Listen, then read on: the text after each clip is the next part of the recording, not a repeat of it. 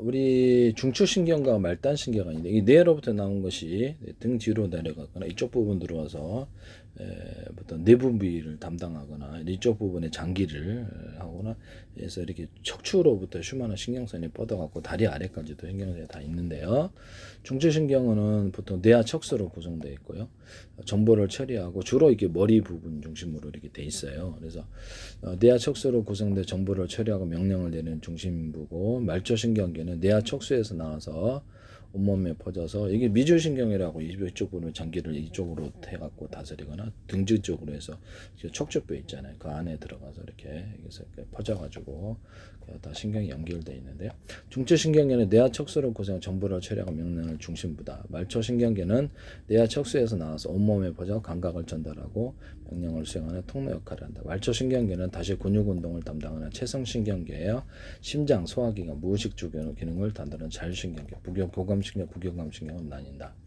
중심신경계는 뇌하 척수, 감각 정보를 받아들이고 통합 및 판단, 운동 명령을 내린다. 손상 시 회복이 어렵다. 말초신경계는 뇌신경 12쌍, 척수신경 31쌍, 뇌하 척수 바깥의 모든 신경인데요. 감각기관에서 중층신경으로 서로 간에 상호 간에 뇌하고 몸하고 연결해서 정보를 주고받아요. 감각신경이 있고 운동신경이 있고 이런데요. 감각기관에서 중추신경으로 자극을 전달, 중층신경 명령을 받아 근육과 기관으로 전달한다. 말초신경계, 뇌신경 12쌍, 척수신경 30일. 시험 보는 것도 아니니까 그냥 이런 게 있구나라고만 하세요. 저도 잊어버립니다. 체성신경계 공부해도 다 까먹어요. 그래서 이렇게 이해 중심으로 하는 건 오래 가는데요.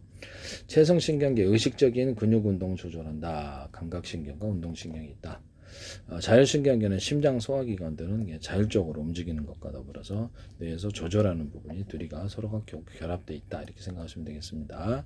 교감신경과 부교감 그때그때 환경에 따라서 이렇게 같이 조절을 합니다. 이렇게 말초신경계가 감각을 받아 중추신경을 보내면 중추신경에 처리된 결과가 다시 말초신경계로 몸 전체로 전달식 반응이 일어난다. 이렇게 나와 있습니다. 신경계와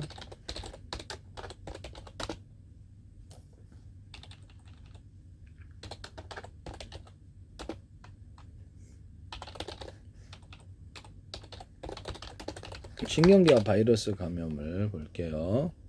바이러스에는 중추신경 감염은 수막이나 내염을 일으킬 수 있다. 발열에서 척추 전체에도 영향을 주고, 중추신경 뇌하 척수 감염 유발한 바이러스, 헤르페스 바이러스와 아로보 바이러스, 폭사케 바이러스, 에코 바이러스, 장내 바이러스 다양하게 있다. 신경계를 교란하는데요. 코로나 바이러스 같은 신경향성 바이러스는 이렇게 뇌 건강을 이렇게 영향을 준다. 이렇게 나와 있습니다. 이게 신경계는 세균과 바이러스, 곰팡이, 기생충에서도 감염이 될 수 있는데요. 이렇게 해서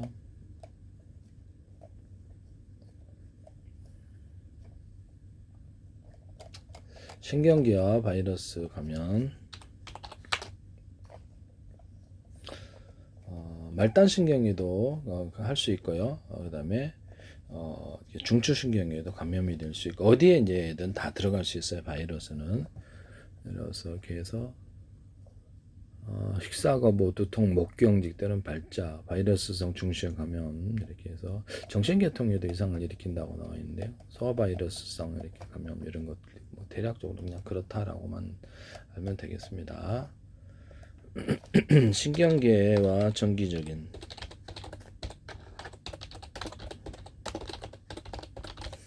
신경계와 전기 생성 원료는 나트륨과 칼륨 이온이 관련이 되고, 구글 자료에 있습니다. 신경계 전기 생성 원료는 이온, 나트륨 이온, Na+, 칼륨과 K+ 등의 농도 차와 세포막의 이온 통로 개포, 세포막을 통해서 이온이 통로가 있어서 왔다 갔다 해요. 얘가 이제 전달이 되면 그것이 활동을 근육 개구리 뒷다리에 전기는 움직이는 것처럼 세포도 움직이고 근육도 이 전기적인 부분이 있어야지 움직입니다. 식사 안 하시면 이게 좀 어려운 몸에 힘마리가 없어요. 세포막에 이온 통로 개폐를 통한 전이차분화 활동 전이로 조각된다.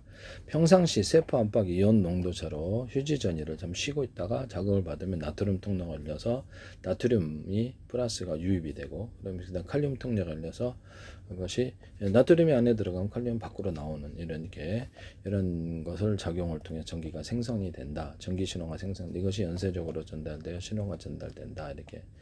당뇨병 같은 경우는 이것이 좀 안 된다고 합니다. 그래서 몸에 힘마리가 없는 혈액이 끈끈해서 그렇다. 삼투압으로 저도 구글자리에서 봤어요. 네.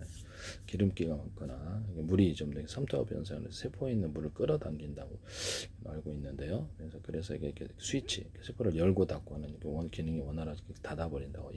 이온이 왔다 갔다 할 수가 없겠죠. 그러면 그래서 이게 몸이 이제 전기적 생성 부분도 몸에 힘마리가 없거나 혈당도 처리가 안 되겠죠. 그래서 이온이 들어가야 되는데 그 부분이 삼투압 먼저 이렇게 이상이 생기는 거.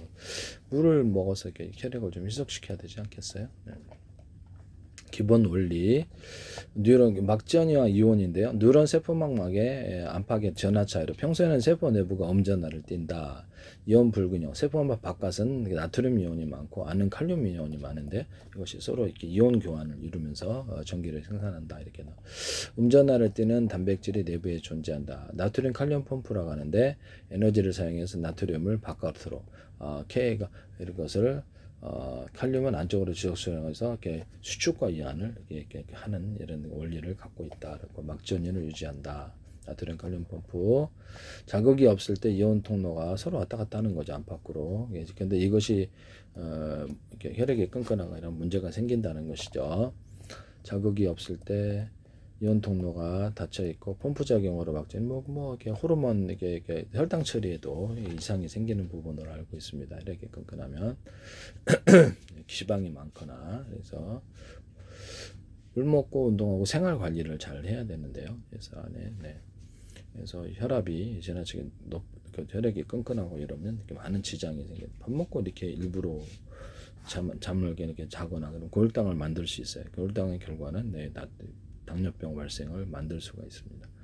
탈분구 역치 이상의 엄청 그렇게 걸어 다니셔야죠. 역치 이상의 자극이 오면 나트륨 통로가 열려서 나트륨이 세포 안에 급격히 유입되면서 내부가 양전하로 변합니다. 막전이가 이게 나트륨이 들어가면서 전기를 생산한다. 이렇게 되시면 되게 막전이가 상승한다고 얘기를 하는데요. 구글 자료예요. 재분극 신호 전달. 나트륨 통로가 닫히고 칼륨 통로가 열리면서 칼륨 통로가 세포 밖으로 유출이 되어서 다시 염전하로 돌아간다. 이렇게 돼 있습니다.